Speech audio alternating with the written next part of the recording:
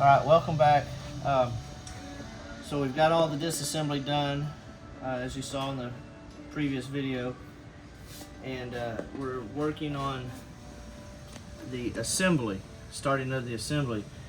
So one of the things that we ran into already is on our firewall plates, and this is something that you might run into, and this is what happens with these old cars, is this quality of control back when they were new is not as good as it is today.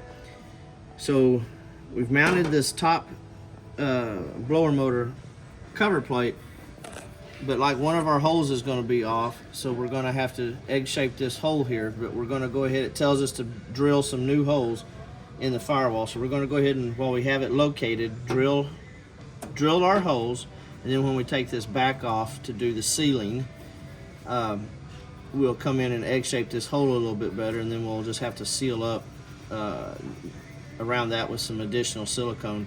And it tells you to be sure and put silicone on all the hardware fasteners as you put it in. So this is just some of the stuff that you'll run into on some of these cars. These companies try to make this stuff as sure fit as they possibly can, but with the cars just not being exactly the same from one to the other over going down the assembly line, you will run into little inconsistencies like that. So just be patient, and this is why I suggest, if you're doing this yourself on something like this, pre-fit it first, because if we'd all went ahead and just put our silicone on that to seal it and then started doing this, we would have a mess, big mess. So pre-fit everything first. We're going to pre-drill our holes, double check it one more time, and then we'll put it together for the final time. Okay, this is all on there. Block off plates, silicone around it. A lot of these bolt stuff will probably come back with some black spray paint. Match it all, like, you know, this firewall. Get it all to a nice flat black, maybe a semi-flat black. A lot of things that we have to, oversized washers, some of the holes are a little bit bigger. This one we had to, like we said earlier, gouge down a little bit to get to fit with everything. It's just the block off plate in the inside. Got the hush mat over it. Clean up some stuff still, but we got a screwdriver, poke the holes through here. 2 bolts go on to hold this bracket. Go into there. This holds on the actual unit itself. Now I think the instructions said just to put these plates on where the AC lines go through from 4 towards it.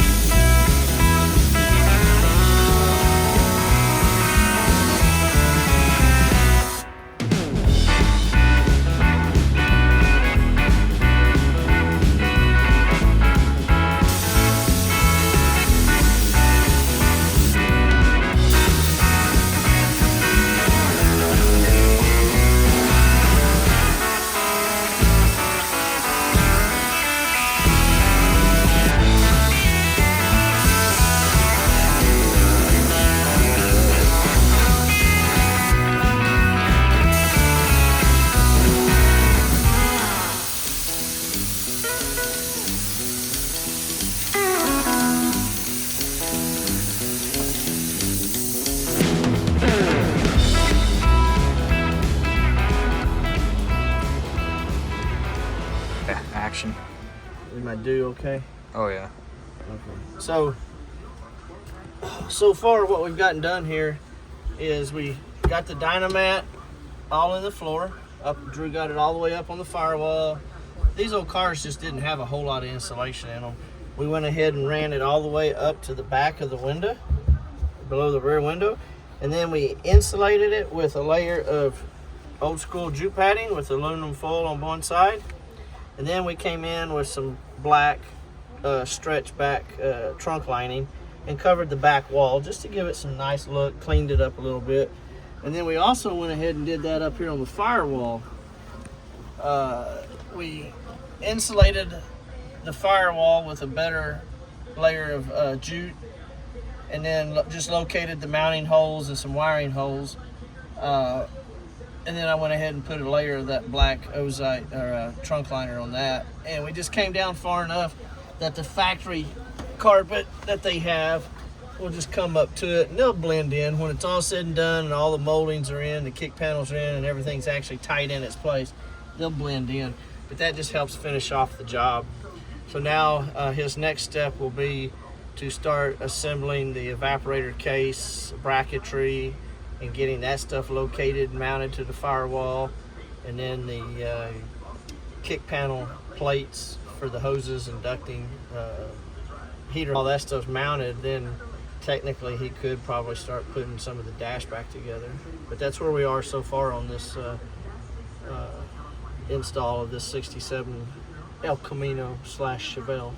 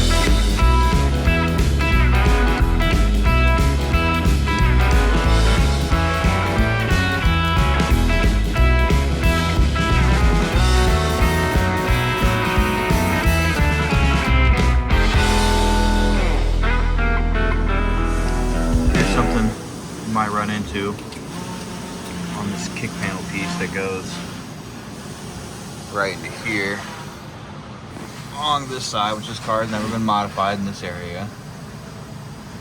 It hits all along this line here, so you can get that bolt in, but down here, this bolt, you can't scoot over enough to actually be able to get the bolt through it. Kinda annoying for sure, but we're gonna wipe it all off now because, you know, all that damn silicone all over it, and then we'll trim it down until it fits. Sorry it's a little loud, the fan's on, but belt sanded down that edge, and now it kind of fits pretty good. We put a lot of sealer on it just to make sure it actually holds here. And then I'm gonna wipe everything down around here and throw some black paint. While the other stuff is curing, I'm gonna go ahead and go on to the next step and put this kick panel in and run some of these hoses through. Alrighty, so we got these hoses ran through. Now this one's a little bit bigger, so I went ahead and cut some slits on the back side there, which allows me to move it easier. Helps a lot. They're back through the other side of all the grommets and all that's sealed, and then they're running through and they're still loose cut. They're not trimmed to fit yet. We'll do that later. But on this panel, we didn't actually put the silicone like they say to, because experience from Danny, he said that it's really not doing much of the sealant because of where it's at, and that once you need to take this off again later in the future, that silicone is so sticky and hard that you're gonna end up breaking this plastic trying to get it off, more than likely. So it just really wasn't worth it.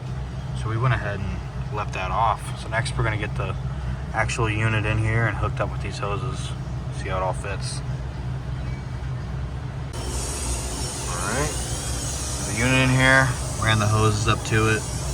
The tape stuff provided, and this stuff's sticky. So we're gonna get all that in there. Gonna have someone else on the backside pull these hoses a little bit while I push it. They should be able to mount through there. Then we'll have to put a hole, I believe it's about right there, for this bracket. This is a little more my fault. These hoses need to be switched, which they do say. I didn't realize it in the instructions here. You know, the number 10 hose is this big one, and that's the number 6 hose. And it goes through on that side over there. So I thought that when it runs through on this side, it would be the same area hole. You know, like this is the top right on the kick panel over there. So I thought it would come through the top right on this side. But actually they're gonna switch, and it just kinks too much when it's on this inside one. So we're gonna pull this panel back out and switch it through. It shouldn't be too hard, but just watch out for that. It might just be something I do, but here we are. Okay, so we're down to starting to put the inside stuff back together. We've got our hoses mounted according to the instructions on the unit. One of the things that we realized that is critical, or that Andrew realized, to critique the instructions and follow the pictures. So over here on the kick panel, they show you which hose goes through which hole, and then they show you which hose goes through which hole in the toe board panel out there on the firewall. And what the difference is, what the situation is this Freon hose is stiff enough and heavy wall enough that it can't take too tight of a radius or too tight a bend. So on the inside they go through one hole, on the outside they change locations and go out because the smaller hose will take a tighter bend than the larger hose. And that's just to take a better chance of kinking the hose. The heater hoses are pretty flexible, but he did notice that it's also critical which top and bottom come through. It just makes it easier to push up to the firewall. Now, in some cars, you'll have additional miscellaneous braces that'll mount up to the car and come down. And you can see right now, we just have the unit sitting here. It's 3 or 4 inches down from where it needs to go, but if you was to bolt this back in, and it's going to come down to the dash, it was just an additional support. But by the time we mount this unit all the way up where it goes, our servo or stepper motor is interfering with this brace for this dash mount. So in some cases, now not all instructions, I think Vintage Air maybe just fine-tuning some of their instructions as they get the opportunity. But so this dash isn't extreme, or this brace isn't super critical. Granted, we would love to keep it if at all possible, but it will interfere with the case. There's not going to be enough clearance. So we're just going to come in and salvage it the best we can. We're going to cut it off as high up as we can, give us the most room. On the 67 Chevelle that we're also doing, we had to do the same thing and cut that just to clear the stepper motor. And that could be due to their supplier. If stepper motors could have changed in height or something like that. But that's what we're getting ready to do, is we're going to trim this down and then start hanging the unit up to the firewall. All right, we get that guy cut out of there. Clears that stepper now. Kind of sucks we don't have the brace there anymore. It's kind of interesting that they take that out, and they don't really say that you do, but now we have brackets on there. We need to tighten the firewall side. We have to find a way to get a screwdriver back there, it seems, because they're spinning on the back side. But other than that, unit is in. All right, we got the drain on there now. I think I kind of hit it up. It's pretty decent. It's got that slope that they wanted. I'm not a huge fan of drilling that big of a hole into the wall down there, but I guess it's got to drain somewhere. And now on to the next part. He's got the unit mounted to the firewall. We did have to cut where it went, that brace off, because it would not have cleared on this one. We just cut it off. And then you still had to drill these 2 holes. And you want to make sure your unit's as level as possible. Right to left and forwards to backwards for proper drain. So then you start installing your duct hoses. And it gives you more than enough with the kits, but a lot of people, common common situation is a lot of people will complain about there's not a lot of airflow that comes out the vents. Well, this is a corrugated tubing, so if you just stick it in there and hook it up from one end to the other and leave it as corrugated as possible, well, now you've got all these highs and lows, and what that does is it creates a turbulence or a restriction internally in the ductos, and by the time it gets to the outlet, it slows the airflow down. So one of the things you want to do is, like I said, they give you more than enough ductos, but you want to stretch this out as tight as possible. So you'll connect it, like in this case, your defroster vent, and down here, and instead of leaving it all baggy and saggy like that, where you got all this corrugation, get it connected over the deal and pull it fairly tight and do that. So now you got a more streamlined airflow, and you want to do that on all of your outlets. So here we left it a little long because we have plenty, and when we go to put the dash in here, we'll measure it and we'll stretch it out and we'll cut it off one last time so that we have the maxes, so that we'll have as maximum airflow as possible. So he's getting ready to route his other 2 outlets for his center dash vents, and we'll just cut those a little long, and then we'll final trim them when we start putting the dash in. And also on these little things, you'll notice they come with a little nipple or a bump on them.